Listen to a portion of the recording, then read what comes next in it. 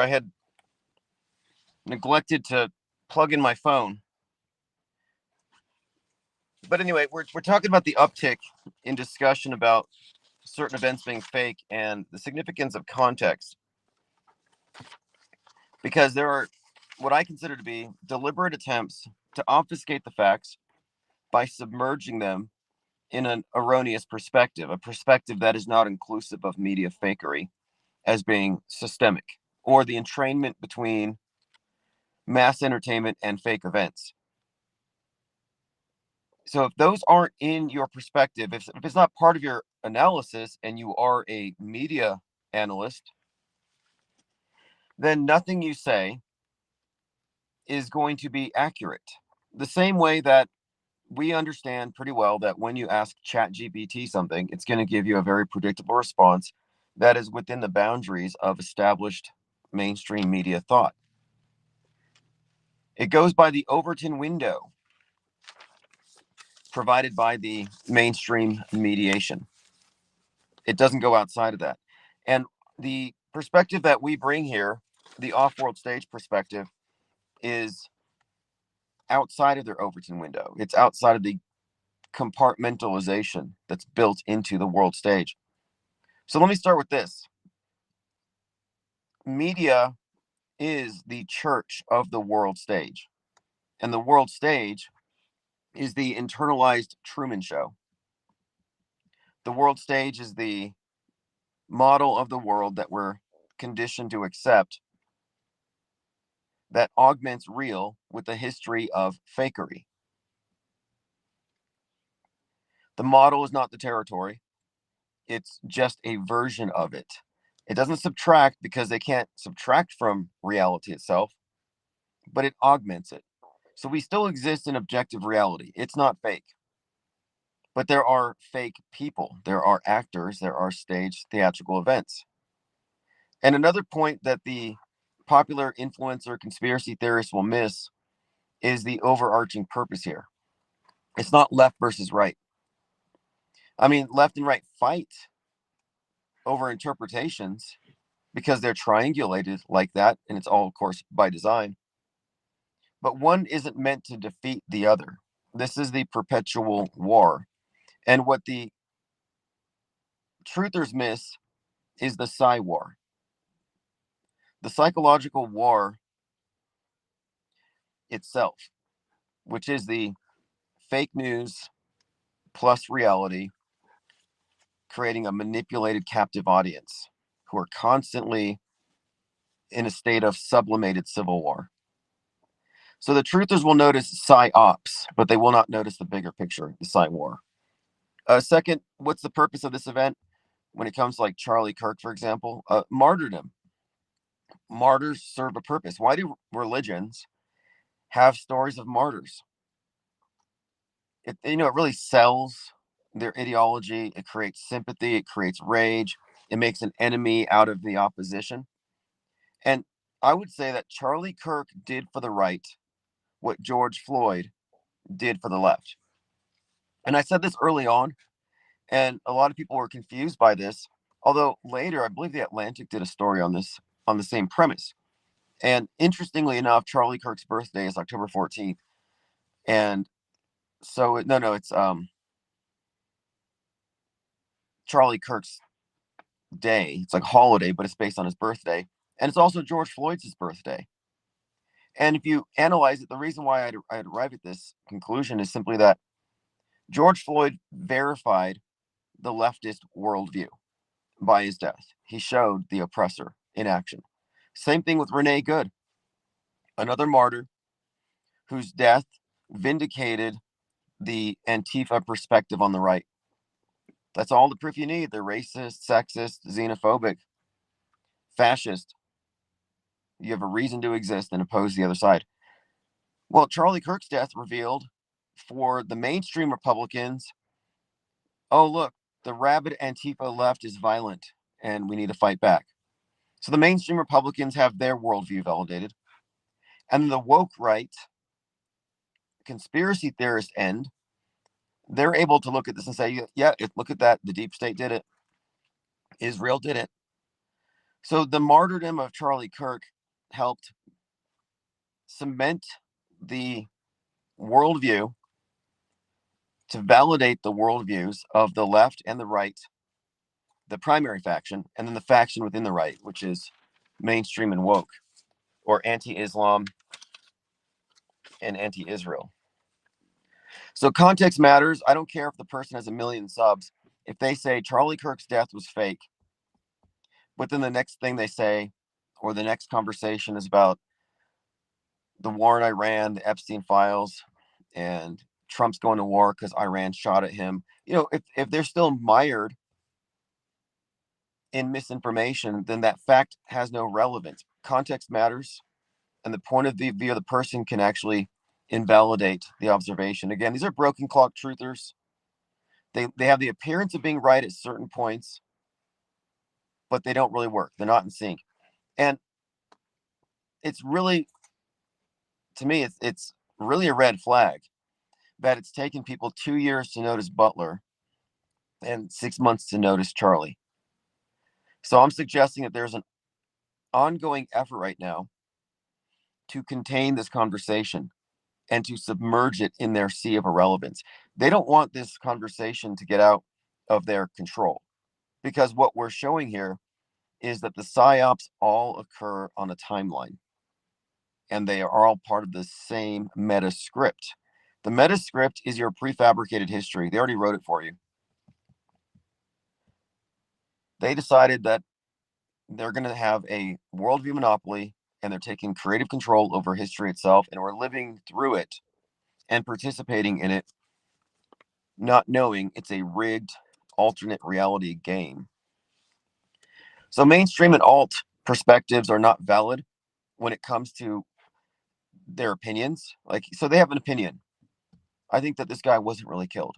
Well, your opinion is not valid if you're not talking about systemic fakery. Single fake events in isolation, or individual psyops called out in isolation, don't do anything. It just adds confusion, conjecture. But just like ChatGPT will never give you the truth about a fake event, a truther will never give you the truth about a fake event. And that's because of the programming. ChatGPT is guardrailed to only reinforce the mainstream. Truthers are guardrailed to only reinforce the mainstream plus, which means the mainstream story plus an additional set of narratives. News believers can't understand this. And I'm just like, I had this debate with somebody who said, well, I have friends who are front row next to Charlie when he died. This guy on Twitter, and so he's obviously lying. And I went through his tweets in September. He didn't tweet about it but once. If I had 5 friends next to that thing, I would be talking about it. He only had one tweet, and he said, I'm 8 minutes away, so I know it's real. I have 5 friends there. And then he told me yesterday, I'm 4 minutes away, and I have 5 friends there, including somebody next to the speaker. Like, people lie to defend their beliefs unconscionably. Like, they don't even care. It doesn't even bother them because they feel like they're self-righteous. So what I want to point out here is that news believers have a false sense of moral superiority, and they do not have the intellectual high ground, but they pretend to. So when they're addressing us, a regular truther will say, oh, you're calling these events fake. They are condescending and incredulous. That's their attitude. It's not skeptical. If I thought I was lied to about something significant, I'd be like, please fill me in. Enlighten me. I want to know how I was fooled. But they don't. They're just like, fool, did you not see what was projected onto the black monolith? That is the authority over minds. Now, for this to be true, and this goes with the Trump thing or the Kirk thing, for this to be true, you have to rule in those who would be in the know, as in, you have to consider the high probability that Erica Kirk knows. It's unlikely she wouldn't be in the know about this. So what are the implications of it? Does TPUSA know? Frank Turek, the guy that was doing the the Macarena dance behind Charlie, the hand sign stuff. That guy's books have like bullet holes on them on the cover art for some reason. So with these individuals, you have to suggest that, okay, well, they know about it. TPUSA knows about it. Now, why? So what the big influencer channels are coming out doing is they're giving a false explanation for why it was done. And one of the explanations I hear is the deep state was going to get Charlie, so they had to put him into witness protection. Really? That's your answer? So instead of just being like, yeah, Charlie got sick and died of COVID and just disappear him, they have to put him in front of an audience and do a highly risky event that involves a simulated neck wound that would also involve how many other people in the hoax? How many people would be involved in this magic trick? Same thing with Trump. Do you think the Secret Service didn't know that he was beneath the podium smearing ketchup on the side of his head? Yeah, they knew about it. Do you think if it was real, they would have propped him up to chant fight, fight, fight? Obviously not. So, what the big channels miss is that this was not an isolated incident, but a staged historic event. This was planned on in our fake timeline years ago in the program. And I liken it to a play. You go to a play, you get a program, act one, act two, act three, intermission, act four, five, six. Well, there's a program for history that we're living through. So we're not talking about retconning, retroactively interfering with history or rewriting history. No, we're talking about the proactive creation of history itself. You know, like when a liar is lying about an event, they're not remembering and replaying a recording for you. They're confabulating. They're proactively creating a story. When the media is doing a psyop, they're not merely recording and broadcasting for you to get more information. They're producing it. So while media may inform you at times, other times it's used to conform you to a prefabricated version of things. Something else about hoaxes, and this is a hoax indicator, all psyops and staged events, all these large world news worthy psyops are split down the middle, the bifurcation. So we have our left and right. How did the left, and when I would say bifurcation, I mean, in real life, you know, people don't politicize everything. If it's raining, we don't like react as a Republican or as a Democrat. It's just rain. It's a natural occurrence. But when it comes to like these media events that are supposedly organic and natural or just spontaneous, there's always a lockstep left-right interpretation on these things. And when there's a shooting at a bank, somebody dies, some horse or a car crash, we don't get political about it. It's just human tragedy. We accept the world for what it is. But when it comes to things that are psyops, there's always a very split reaction, and that's because of the way these things are written. It's designed to elicit these responses. So when Charlie died, the left cheered. They couldn't be happier. Do you remember all the videos of people cheering for the death of Charlie Kirk? They love the bloodshed. They would love a guillotine, to be honest. If they had instead put Charlie in a guillotine, they would have loved it. They're bloodthirsty. And this is true. Despite the fact that the event is fake, it reveals actual bloodthirst. So choose your friends carefully, and you can gauge their reactions by showing them these fake events. So the left cheered and the right said, we got to save Western civilization from the left. As Jack Posobiec said, future historians will look back and they will say the sacrifice of Charlie Kirk was the turning point where we saved Western civilization. I know he wrote that so he could use it as an intro bite for a future podcast. His fake gravitas for a fake event. So again, left cheered, right blamed the left. and its attack on Western civilization. But there's also another schism as well, and it's a schism within the right, because the mainstream Republicans blame Antifa, but the far right blames Israel. So now when you look at this event and similar events like George Floyd's death, you can see how it reinforces the paradigm of the news consumer, no matter what side they're on. You just choose your own. It's like choose your own reality. As long as you agree that the central premise established by the video is real. So you're fighting over the video content. You're fighting over the interpretation of it, not debating whether or not it's real. Sort of like people debating religion.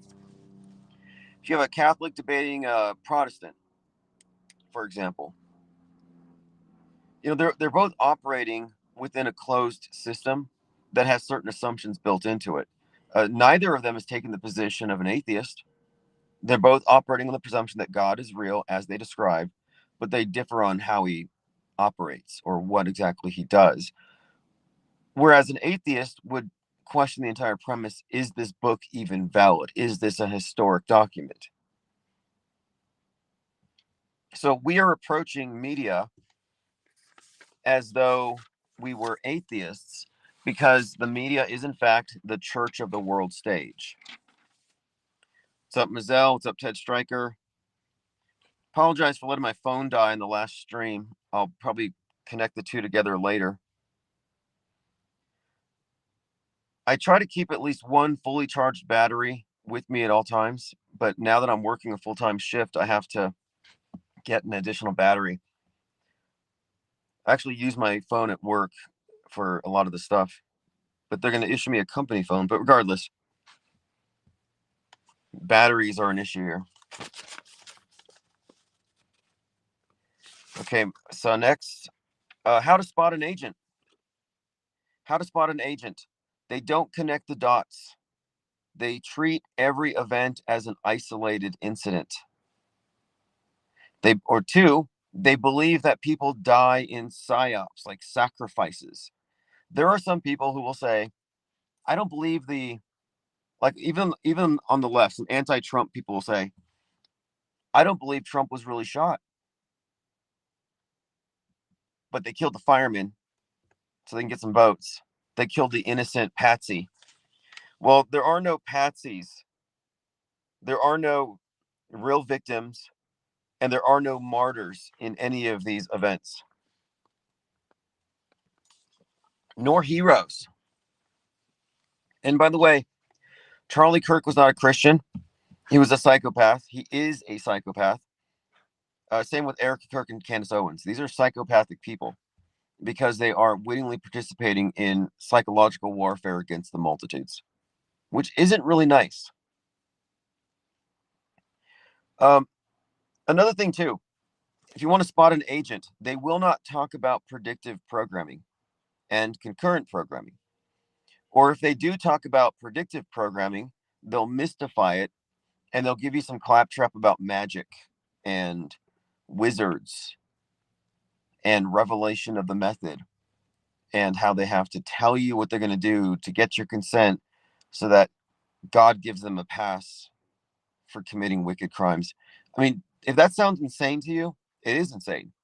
And if you take out Occam's razor, what's more likely?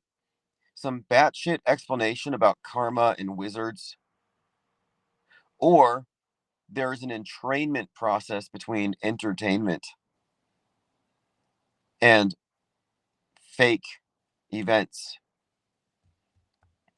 And why would they do this? Why are the fake events mirrored? And it's not just the entertainment, because there are some people say it's just coincidences. You guys think too much. No, you can say that if you want to, but the fact is, we're not only talking about entertainment coinciding with psychological warfare operations. We're talking about drills. Like as a recurring theme, drills and entertainment tend to coincide with the fake event. It's routine. So you can't really say it's coincidence because we're not just talking about directors. You can't say the directors are channeling the zeitgeist, which I've heard before. Oh, artists, how artists just pick up ideas like the 100th monkey syndrome. People say this stuff, the 100th monkey effect. They're just picking up ideas because they're so creative. No, that's not what's happening. These are essentially propagandists working for the government, entertainment as a subset of government, bread and circuses as a way of creating a sublimated civil war. I mean, this is 1984, if you didn't notice. And then there's the echo chamber effect, where, and I found an article about this that I'm going to get into. Maybe I can pull it up really quick here on my Twitter feed. It has to do with the control over the environment and creating like an echo chamber. What I call an echo chamber effect or concerted messaging, where no matter where you turn, you're going to hear from it. You're going to watch it on Netflix and fiction. Some celebrity's going to weirdly allude to it, or in some way, it's going to reach you. And I notice this even in class, where the psyop of the day gets brought up in class. And I'm like, even if I tuned out of the news entirely, I would still be subject to it because it's going to get to me, or I'll see it on TV in a fictionalized format. Now, I saw this article. I'm going to pull out a link from it, a few pull quotes, and it has to do with something called reflexivity. And it's a propaganda technique that is very much in line with what I termed concerted messaging. If you follow me on Twitter, it's Real Tim Osman. I tend to post anything that I consider to be relevant or significant to our discussions there. So it's kind of like a list of anything that we're going to talk about or current things of interest. And then if people say something on Discord that I think needs to be spread to a wider audience,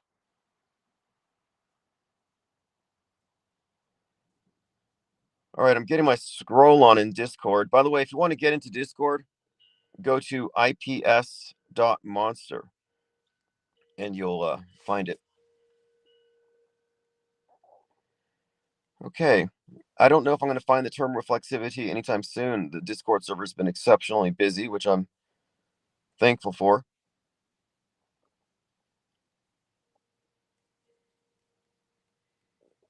I'm going to check my Twitter account. So I call this the echo chamber effect, though. And so what's the gist of it is simply that we're highly suggestible. They plant suggestions. And I think the reason for using drills in particular, or rather simulated predictive programming, is to like essentially when you do a drill, you're rehearsing something.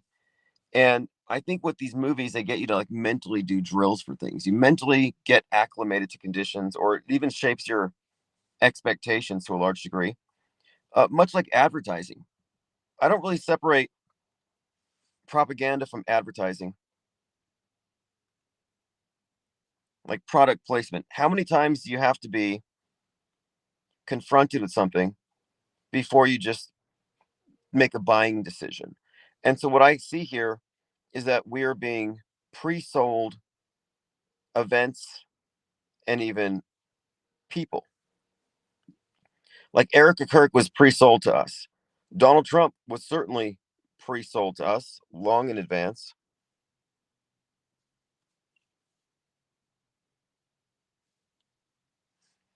Biff Tannen. How many times have we seen this version of Trump also, where he's a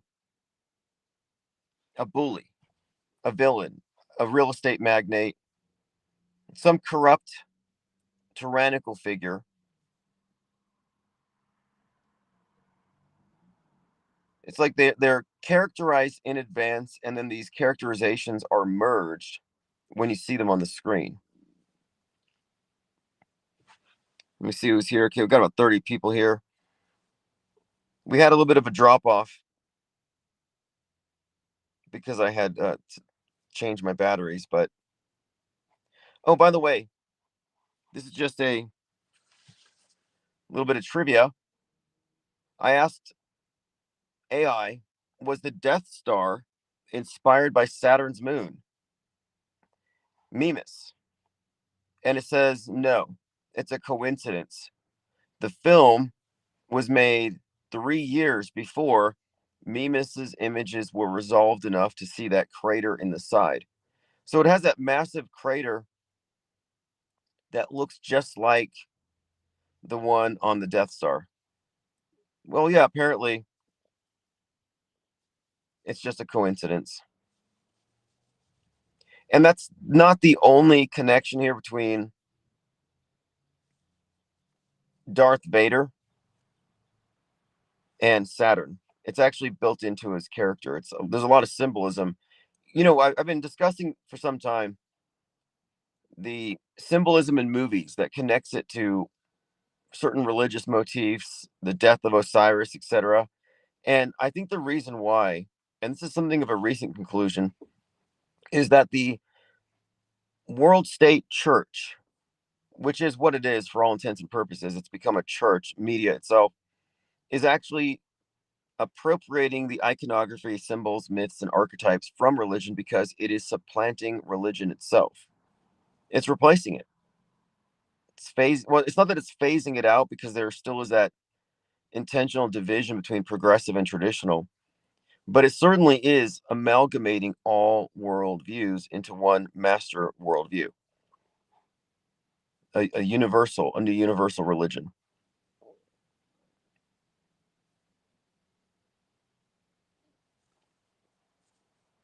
Okay, well, I'm not sure if I'm going to find what I'm looking for here. It's this term, reflexivity.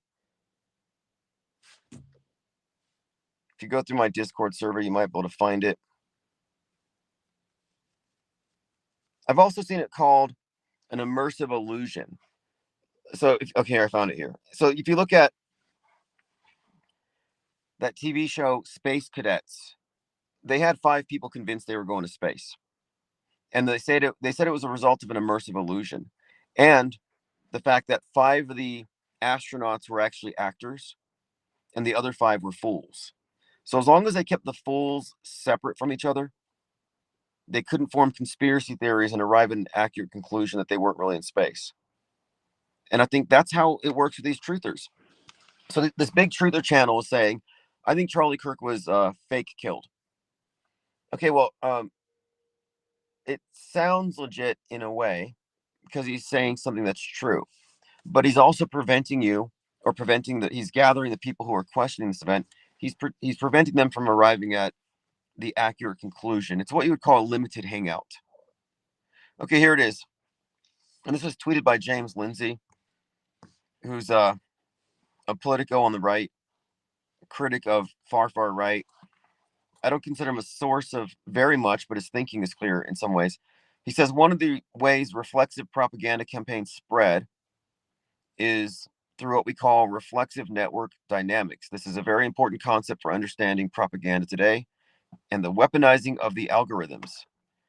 Reflexivity refers to a propaganda technique in which the same message appears everywhere all at once, reflected from all angles, until it takes off virally. Sort of like Charlie Kirk getting shot while Charlie Sheen is on Joe Rogan talking to Joe Rogan about getting sniped and about the JFK assassination. So this is what I mean when I say the idea of concerted messaging. It hits everywhere at once. Reflexivity in this regard springs from the tools George Soros laid out for doing, quote, social alchemy in his 1992 book called The Alchemy of Finance, in which he said the natural sciences are actually scientific and social sciences are alchemical. One might say that the point of studying society is not to understand it, but to change it. Soros indicates the difference between social sciences or social alchemy and the natural ones is that the participants in social sciences are influenced by participation in the situation. He recognizes that this reflexive state of affairs can be arranged to create social change. Arranged? He says here, they can create social change as a dialectic and a theory of historical change. So when I'm talking about the bifurcation of the manner in which people interpret these events, that's the dialectic. Left, right, black and the white, and they merge on the point they agree upon. This is alchemy. Black and white is fundamental alchemy. Symbolism, it's the merging of the two, real and fake. But these dialectics used to create historical change, what do you think that means?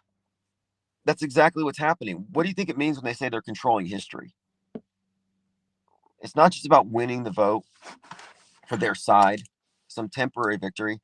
No, it's talking about controlling history itself through this bifurcation of society into progressive versus traditional, left, right, political horseshoe, the two sides triangulated against, and they exist within an echo chamber. And that's where reflexivity comes into the equation here. Social alchemy. And then there's more here. A bunch of seemingly independent actors say the same thing at the same time without anyone contradicting anybody else or criticizing anyone or staying silent when they don't agree until it becomes true. This is what I was talking about with the idea that the left doesn't call out the right for faking Islamic terrorist attacks. The right doesn't call out the left for benefiting from fake school shootings, gun control psyops. No, they don't call out each other's fakery. Does one space program call it the fakery of another nation's space program? No.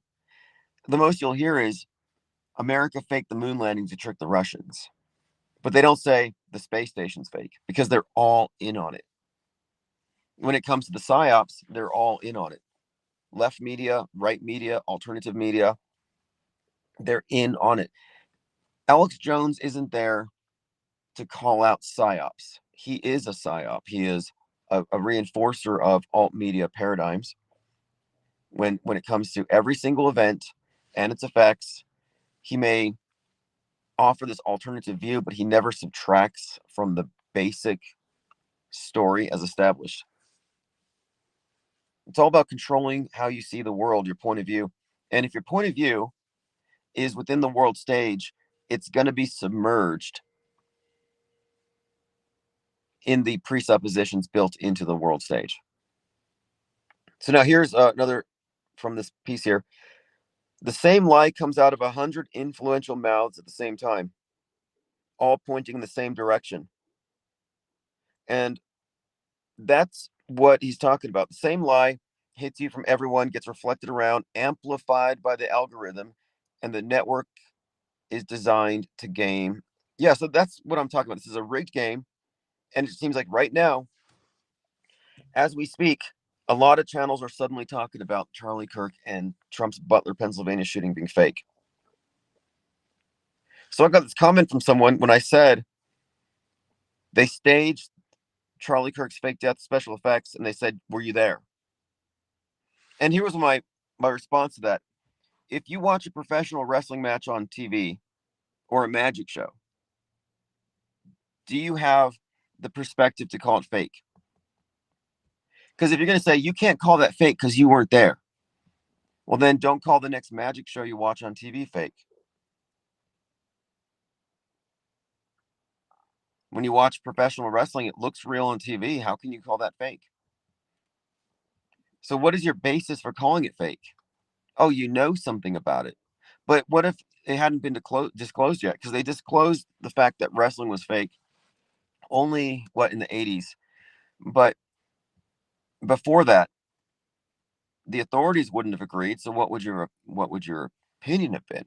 I imagine that person to be one of those individuals who was vehemently defending wrestling as real. I saw it on TV is not a good enough reason, and they're not consistent in their logic. But this person said, you weren't there. And they followed it up by saying that they knew 5 people that were there. They had 5 friends who were in the front row who watched Charlie die. And their argument too was that they only live 4 minutes away from it. So if you live closer to it, you have some inherent authority. It's realer because it's in your neighborhood. So what they do with this process is they insert these simulated historical events and people argue over the details. And by arguing over the details, they've taken the bait, they've accepted the premise, and this is standard operating procedure. It's like this every single event. And it comes it comes down to this. Context matters. The point of view of the person making the statement matters because these big channels are broken clocks. It's the best you can say about them. If they're not witting, propagandists who are, consciously taking part in deception, then I guess you could say that at a minimum, they're broken clocks, which means, yeah, you got some fact right, but your context is wrong. You got this individual point across, you're correct, that was fake. But if you're still putting that fact in your closed informational system that doesn't notice systemic fakery, it doesn't matter. If they're not connecting the dots, see, all psyops exist on a singular timeline. They all do. All the big major fake events that become part of our collective and shared history exist on a timeline, which I call the program or the metascript. The metascript is the timeline of fake events that go back 6 or 7 decades and have been written in advance. So when you experience something, it's not spontaneous. The CK shooting was easily, I can argue, planned 27 to 30 years before. The Trump event, Butler, at least 15 years, if not more. I think more. In fact, the more I look at it, what I use to determine this is the predictive programming and the common denominators in each instance as it relates to an event to try to determine where's the origin script. Where would you place the origin script? Because every event, every psyop, every drill has a script. And the script must necessarily exist before the predictive programming that follows it. And we can prove this by showing the common denominators, which is something I've been breaking down lately. Like, why is it that in 10 or 15 examples of Trump-esque characters in movies, why is it he's always surviving an assassination attempt or associated with 9/11?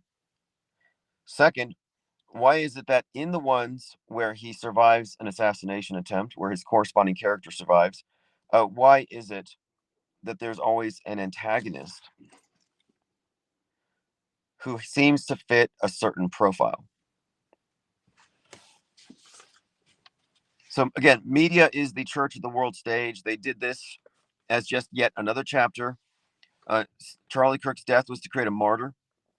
So Charlie Kirk did for the right what George Floyd did to the left, or for the left.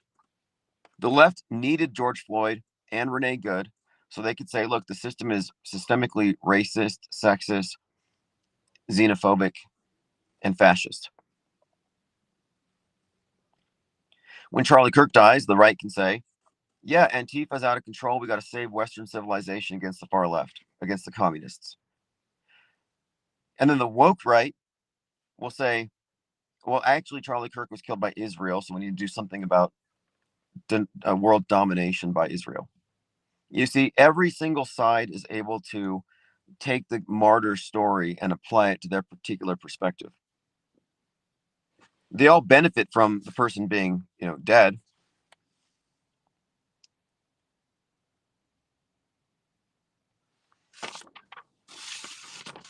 Now, when it comes to, how do you say something's fake? What is your basis for calling it fake? I'd say knowledge, information, and point of view that is inclusive of information that you don't get in the mainstream. Hoax indicators, we analyze those. Reflexivity, similarity to previous fake events. Guardrail conspiracy theories, second shooters. These things are all template. Reality does not follow template, and the bifurcation is just too obvious. The left is cheering, the right is overreacting. Well, rather, I mean, they were at that time. They're like, we got to censor people who are and cancel people who are mocking Charlie's death. Overlapping agencies, actors. I mean, think about it. With every event, every similar event, there's certain people that would necessarily have to be in the know. The police would have to be in the know. The police know it's fake. They're not like the media is a liar. And it's like, if you think about how a liar works when they're lying to you, they're pretending to remember, but they're actually fabricating. They're confabulating right in front of you. They're making something up. Well, the news media generally records and broadcasts. So in a sense, it's like memory. They're passively recording something faithfully and then recounting it for you. But when the media is lying, when it's committing a psychological operation, it's not just they're recording or like some events happening and the media rush over there to record it. No, they're actually producing it. But you have to consider how extensive these are, how it's, if you connect the dots here. So, for example, the Secret Service agents would have seen Trump smearing ketchup on his head. TPUSA is in the know. Erica Kirk's in the know. Candace Owens is in the know. Charlie Kirk is alive. Obviously, that's built into this whole situation because this is a long-term event, a long-term psyop. It's protracted, takes place over years, and he knew when he signed up because this is how it was always going to end. Which tells you something about him and his believers and followers. It tells you that MAGA have no discernment.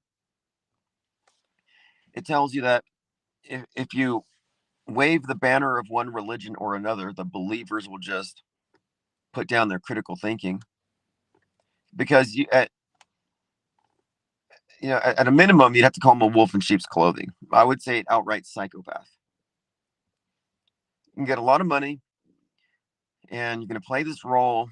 You're going to be a provocateur for this side of the political aisle, and then you're going to be JFK'd, and you're going to go down in history as a great man. All you got to do is pretend to be a Christian. If he was really a Christian, would he have participated in a simulated assassination that was very gory, that would be viewed by people of all ages? So no, he was not. Charlie Kirk was not a Christian. Candace Owens, she's an opportunist. Erica Kirk, is she a Christian? No. She worships mammon, if anything. These people worship money and power. Nate says the Secret Service agents were just the girls at the magic show holding the flag long enough to conceal the trick. Yeah, really. The people behind him, look, the firemen, not dead. The funeral home that took the body and did the funeral, and Trump went and gave them a $1 million check or something. The family of the fireman who got killed got a lot of money. Totally fake. Depth of Moat says, bunch of ghouls, these crisis actors. Well, they're emotional manipulators. And I don't think it's that hard to grasp that there are people willing to do this, because I have spent years of my life around emotionally manipulative, malignant psychopaths. So the idea that there are a lot of these people who are useful to the system who get employed doesn't shock me at all. If you're willing to fake tears to manipulate someone, change the trajectory of their life, falsify your own emotions to control them, yeah, you are an evil psychopath. D. Nixon says, what's your opinion on the Renee Good video that has the dinosaur augmented reality with 2 separate clips? It seems like the whole scene is based on a Mean Girls quote. I'd be interested to hear more about the Mean Girls thing. I saw the shark. I saw the dinosaur. I kind of thought these were Steven Spielberg references because at the time they were hyping up Disclosure Day. You know, Jurassic Park, Jaws. But I don't think those things are coincidental. The fact that it was, what, 4 blocks away from the George Floyd event. And then something else, too. The Renee Good death, the martyrdom of Renee Good, is deeply connected to Wicked Part 2 for Good. The entire theme of stepping down from your privilege to defend the talking animals that the Wizard of Oz wants to deport. The witch represents Antifa. The talking animals were the immigrants. The Wizard of Oz is Trump. And the show is all about for good, meaning step down and step down from your position of comfort and fight the wizard. Do it for the greater good. So for good was encoded into this movie that came out months before the Renee Good event. And then you had these Hollywood stars saying, I can't talk about my Grammy Award. That's selfish. I got to think about the greater good because Renee Good, ICE, blah, blah, blah. I mean, shit they did there is they were reiterating the theme of the movie because the song For Good is one in which the witch tells Glinda, I am limited, but you are unlimited. So Renee Good, not Renee Good, but the Good Witch, Glinda the Good Witch, was thereby convinced that she and the Wicked Witch would have to pretend to be enemies still, and she would use her privilege to fight the wizard and free the animals. And I remember one of the things that we saw after Renee Good was there were a lot of women Renee Good's age, same demographic, who were going on Twitter and TikTok, and they were saying, I'm going to go fight. You know, who's with me? We've got to go fight ICE. So I saw a lot of those people as provocateurs, likely paid to upload that content. And if you look at the target demographic for the Wicked movie, part 1 and 2, it's not MAGA. It's the anti-Trump. It's an Antifa film. Again, the Wicked Witch is Antifa.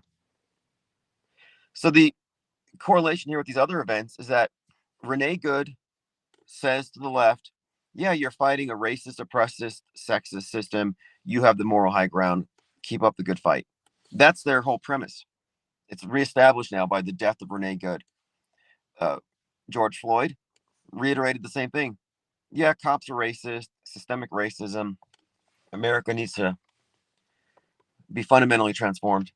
And then Charlie dies, and the right's able to say, we got to do something about these communists, these Antifas. We got to save the Western civilization and follow Steve Bannon and Jack Posobiec and such. And then the woke right are able to say, actually, Charlie was killed by Israel. So that proves that we're right. Guess who controls the world? Every single psyop reinforces these basic schisms, left and right, and the schism in the right itself. The left doesn't have such a schism because they embrace their extremists.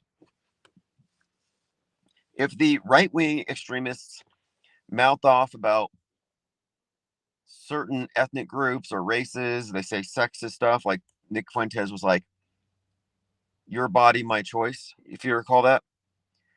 The right will distance themselves from those guys. They'll say, we don't like these incels. They're racist. They hate Israel. And they're sexist. They distance themselves from those groups. From the Tucker Carlsons, they kick them out. Candace, what does Tucker and Owens have in common? Tucker kicked out of Fox. Owens kicked out of Daily Wire.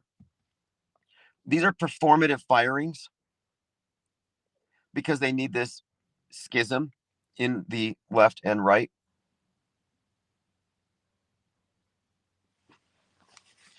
But you can see how every one of these psyops reinforces these pre-existing schisms because now the right, mainstream, and the far right have their biases reinforced. The reason why the truthers don't get it right, even if they say the right thing, so even if some big channel with 600,000 subs says, Charlie Kirk's not dead, calling out a psyop isn't enough if you're not calling out the psy war. And you can't call out the totality of the psychological war without calling out the world stage for what it is. And the problem with that is the world stage is the product of a media monopoly that we experience as a duopoly. Alt and mainstream are establishment. So you're a spokesmouth for the establishment if you're not calling out systemic fakery going back 70 plus years. You can say Charlie Kirk's death was fake. Can you say JFK's death was fake? Can you connect all these dots? Can you say nobody died at fill in the blank school shooting? Can you say nobody died on 9/11?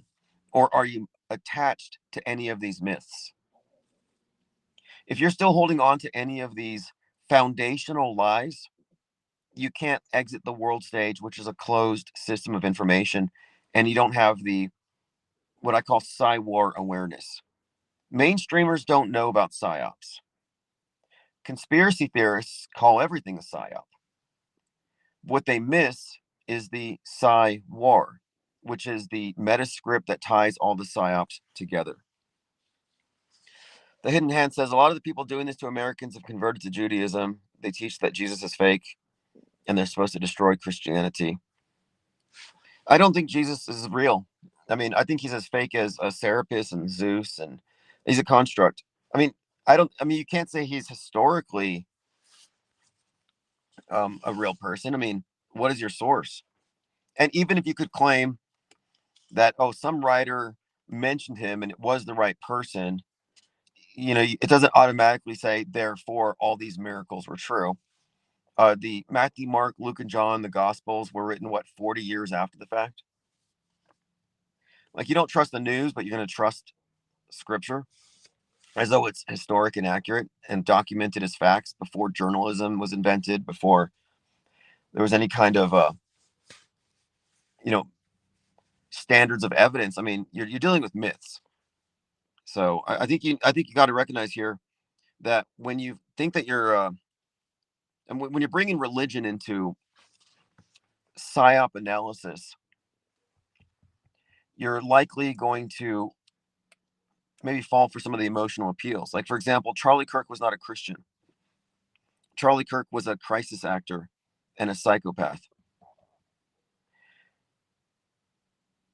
And you're going to say you're just stating their belief as though, but who are you talking about? Are you talking about look, the Christian God is an evil entity. If you believe it's like real, you worship the architect of matter, the demiurge. And you can't claim that my perspective on your religion is any less valid because it's coming from the same sources. The early Gnostics did not see the God of the Bible as a good guy, but rather the creator is the enslaver of souls. It is the matrix itself that you're worshiping. And that's why you have all the Saturnian stuff. So I'm not here to debate your religion, but I don't need your religiosity or your myths or your arrogant presumption that we all somehow agree with that. Yeah, they're calling Jesus fake. Well, establish that he's real first. Was Muhammad even real? Again, I'm not a religious believer, and my main religion, as far as the one I'm focused on, is the Church of the World Stage. And look, if you have a religious beliefs, go to church. What are you doing here, debating world media, fake events, psychological warfare, and how to see through it? If you have a religious agenda, go to a church. What are you doing here? I don't get it. You're not going to convert me. You're not going to convince me that you're talking about a historic event, that the resurrection was historic, and that it somehow means something to me. Again, there's just a lot of stuff that's loaded into that whole thing. Is religion a force for good? No, not in my view. I think religion is here for the endarkenment of minds, just like media. But the main thing now is the News Testament, not the New Testament. Yeah. So you're not religious, but yet you're what then? You're saying that that Judaism is here to destroy Christianity, but you're not religious? Like, what's your basis for saying that? I've never heard someone say that before. And that's a woke right perspective, because the mainstream Republican perspective would say that it's Islam that's killing Christians. So who's killing the Christians, Israel or Islam? No, you what you're telling me with your loaded question is that you're woke right. He says, I'm telling you what they think. I don't believe what they think. Well, you're telling me what the woke right thinks about them and what they think. Like the woke right thinks a lot of things, and the mainstream Republicans think a lot of things. Mainstream Republicans hate Islam. Woke right hates Israel. Mainstream loves Israel. Woke right loves Islam. That's why Tucker has a house in Iran. Katarlson, was it Tucker Katarlson? But yeah, we're not here to discuss your mythologies. I mean, unless it's in context. My only reason for bringing up Christianity is that Candace Owens, Erica Kirk, and Charlie Kirk worship money. They're not Christians. They're pretending to be, because Christians are easy to fool. And that's true. Christians are easy to fool. Um, Frank Herbert, Dune Messiah, they're not mad. They're trained to believe, because belief can be manipulated and knowledge is dangerous. You say you've never been right or left. That's also bullshit. I'm only for truth, and this is their driving force. No, you know what? That's one of the disingenuous things that people will do, is they'll say, "I'm not on a side. I don't have opinions. I'm just objective. I'm in the middle." No, you're not. You have an opinion. You have a perspective. For example, how many people died on 9/11? Because if you're part of the Israel did 9/11 crowd, you have a vested interest in believing that there were 3,000 martyrs for you to avenge. And if I point out that there weren't any martyrs, then your basis for scapegoating said group is somewhat invalidated.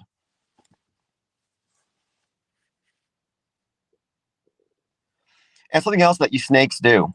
And when I say snakes, I mean people who proselytize religion surreptitiously, like a snake in the grass. They're not open about it. They just want to bite you on the ankle. It's like, I'm not religious. I just have a relationship with Jesus and I believe the Bible. Okay, well, that's a religion. Or I'm not saying it. That's just what they believe. Well, you're advocating something while pretending not to. Or I'm just asking questions. I hate that one. No, you're not. You're using loaded questions to advance very specific talking points while looking like you're not advancing very specific talking points. Like, I can see your agenda here. You're walking around with the signs, just says agenda in big letters. Like, I don't have an agenda. Yeah, you do. You're not going to gaslight me. And the snake in the grass approach is crap. Like, if you're here to advocate something like hate this group, just say it. And the problem with the J pill crowd, and the reason I don't deal with them, is that it's not just that they're J pill. J pill crowd are also racist, xenophobic, and sexist, but they don't say that because they don't want their girlfriends or their moms to get mad at them. Like, you think Nick Fuentes believes what he's saying? Because he's got a sister and a mother. He lives in his mother's basement. He's got a twin sister. So when he says that, you know, that women should be pregnant at 14 and going to college ruins them, and that they hit a wall and that they're useless after 30, all these things they say, I don't think it would go very well with his family if he really meant it.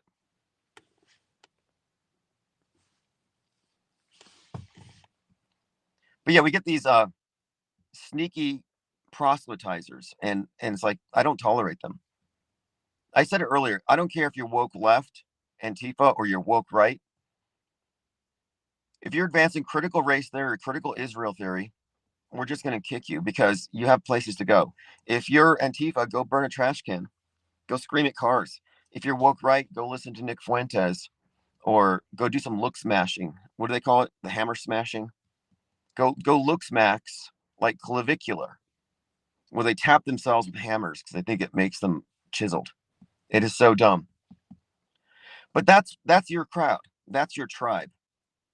Go look smacks, mog people, and post aesthetically horrific memes on 4chan. Like, this isn't the place for you if you're in the political horseshoe on the fringes. And I don't really call it woke left that very often because they don't come over here. We don't get woke lefties in this chat room. But woke right saturates the conspiracy subculture. Do you know why? Because red pill is a subset of J pill. It's a way that they soft sell it to get more audience members and not throw people off. For example, Alex Jones. Alex Jones won't say Israel because he doesn't want to lose a huge fraction of his audience who might not be cool with the woke right racism and sexism. So he wants to be appealing to women. He's got multiracial people on his staff. But what he's actually promoting is standard woke right white Christian nationalism, but it's dressed up. So he won't say Jew, but he'll say bankers, Rothschilds. He won't say Israel, but he'll say George Soros or globalists. So they use euphemisms because they know most of the subscribers are too dumb.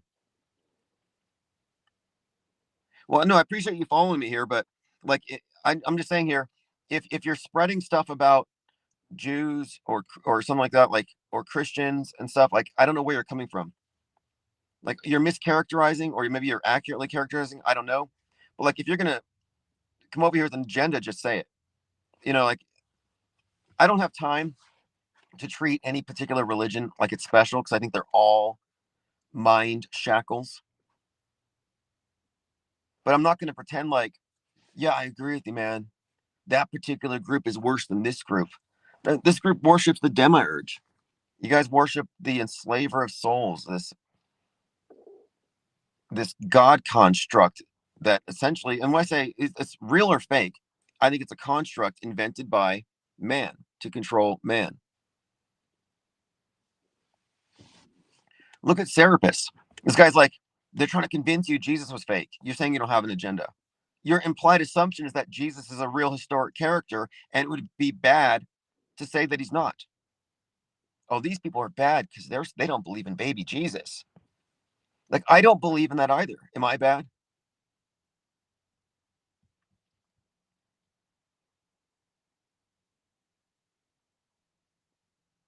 He says, look, listen to this, listen to this. This is how, so this is very disingenuous. I'm telling you what they really believe. I have no idea. Look it up. It's their driving force to fuck us. Oh, so it's us and them, they. So they, them versus us. So you and me are in a team then, huh? Oh, yeah, we're in the same boat. You and me, we're simpatico. We're bros. And we got to stand up against that group over there with the tiny hats. That's a bunch of crap. I don't have an agenda. I'm just trying to warn you about that group over there. But notice you're not warning me about radical Islam. So what I'm saying is your point of view is woke right. Your point of view that Jews are oppressing Christians, even though you're like, I'm not one of them, but I'm just saying that's what they're doing. No, you're putting this like false sense of objectivity by distancing yourself from it. But you wouldn't even be saying that if this wasn't your specific agenda. So no, I don't buy J pill. Again, when I say woke right, you're pushing critical Israel theory. You're trying to convince us that Israel controls the world, or that Israel's against Jesus.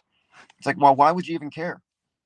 I mean, there are atheists all around the world who don't believe in any gods. I don't see you getting mad at them. Like, all those atheists out there, they're godless. They don't want us believing in, you know, any of it. The atheists out there don't believe in any gods. It's terrible. No, you're only focusing on Israel. Why is that? Judaism. Why did you single out Judaism? And then you're saying, I don't have an agenda. If you don't have an agenda, then be objective. Talk about the atheists who don't believe in Zeus. So many in the circle are, see, there you go. Look, exactly. So this is the thing. I said snake in the grass. How can you ignore this? You just admitted your agenda. I'm blocking you for this. But so this person comes in here is like, I don't have an agenda. And now he's like, so many in the circle are Jews. How can you ignore this? They're trying to fuck us. What the hell? I told you. Just this is a demonstration. All these individuals come in here acting like they don't have an agenda. They use very careful phrasing to not be overt about it. And when you call them out, they distance themselves from it. But sometimes you can get them to show their fangs. So here he is showing his fangs. It's like they want to, like, it's against us. They want to like associate with you. And I don't associate with wokesters. I don't care if you're red pill woke, screaming about chemtrails and fluoride in the water, or woke left, screaming about social justice, or you're woke right, screaming about being oppressed by Israel. Like, no, we don't tolerate wokeism here. That's like world stage garbage. It's lowbrow world stage slop. And if that's where you're at, go listen to Nick Fuentes. What are you doing here? Go give some super chats to Nick Fuentes and tell him you agree with him. The age of consent oppresses you because the girls get away before they, and then they go get educated and they don't want you anymore. Or whatever your problem is. Like this incel stuff is nauseating. It's a loser talk. It really is. Like, oh, we're so oppressed. I'm sorry, but I don't agree with you. Now, my only question is, are these people being paid? Like, hey, look at that pool over there. Yeah, just go relieve yourself in their pool. Because that's what you're doing. So like we're trying to enlarge the pool to bring more people in because this is the core of a third branch of media outside of world stage politics, outside of the world stage Truman Show. And then some of you come out here thinking that you're just going to blend in with us. Nope, you can't. Nice try. And look, I notice these comments all the time. I notice the strategy. It's very easy to tell. So much of what the woke write about is projection. They always talk about, oh, the Mossad agents are so sneaky. They get in your chat rooms and they're, no, it's you guys.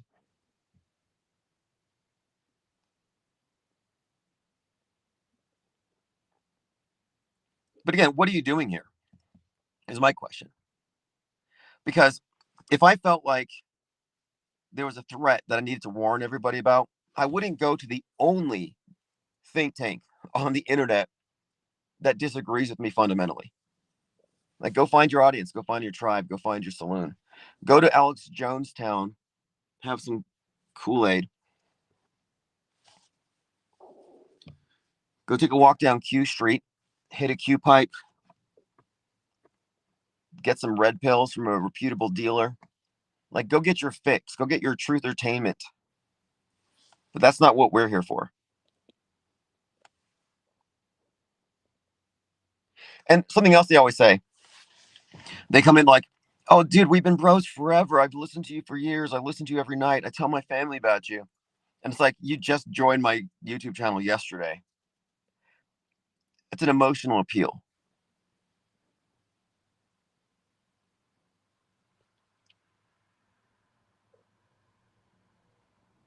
Anyway, we're outside of the JQ. I can't believe these people. They proselytize. But I think I call them snakes. I call religious people snakes when they do this. Because their idea is that the bad guy is a snake in the grass. That's not my concept. If your devil is a liar who deceives and who slithers through the grass so he's not detected until he gets too close. If that's your bad guy, that's your devil, then why are you behaving just like that? Like, seriously, why are Christians and so specifically internet Christians so satanic? Why are you so satanic?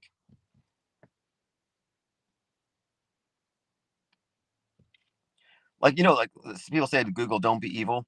Like, if you're a Christian on the internet, don't be satanic. And they don't even feel bad about it. I get these people who are like, you can't say that was fake because I know 5 people who were there. My friend got Charlie Kirk's blood on his head and it's splattered on him. Like they'll attach themselves to a scene. And then I go through their tweets and they're also like Mormons because they're in Utah. Like this person I was looking at in particular. And it's like they're talking about the virtue of tithing. So you tithe, you're a Mormon, you go to church. Yet at the same time, you have no problem lying in order to reinforce government controlled media psychological operations. Like that's pretty dark.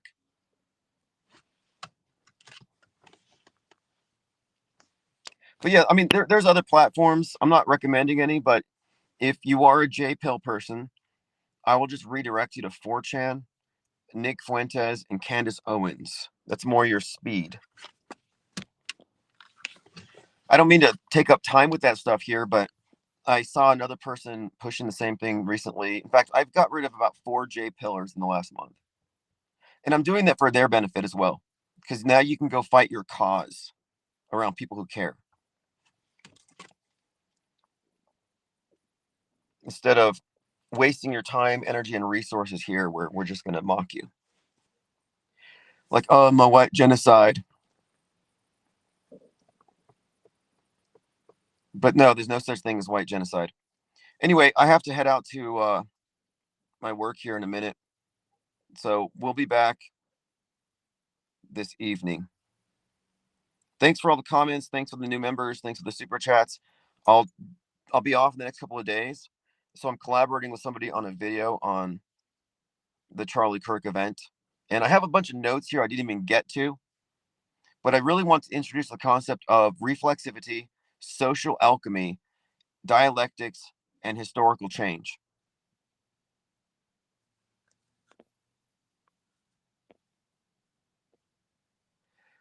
Chirp says, I can go to Candace to learn how to pronounce big words. Oh, yeah, absolutely. Instead of talking about these macabre subjects like fake deaths and the architecture of psyops, what's her other one? Blitzkrieg. I love Candace Owens isms. They're better than Bush isms. But it's not just that. When she does do what I consider to be disinformation, she word salads quite a bit. Like when she tries to talk about NASA being a pagan religion, she totally garbles it. She screws up the Jack Parsons story. Unforgivable. Her Catholicism, by the way, speaking of fake religious people, is just purely performative. Same with Russell Brand, trying to clean up his image. I see him baptizing people. It's like he's got this big, looks like a diaper on. He's baptizing people in some river. I'm like, I hope they've called the EPA. I would not want to be downstream from that particular man. Yeah, Clandis with a K. But in all fairness, she's an actress. She's playing a role. She's doing very good. So all props to her for a great performance. She doesn't believe anything she's saying. She's purely a script reader.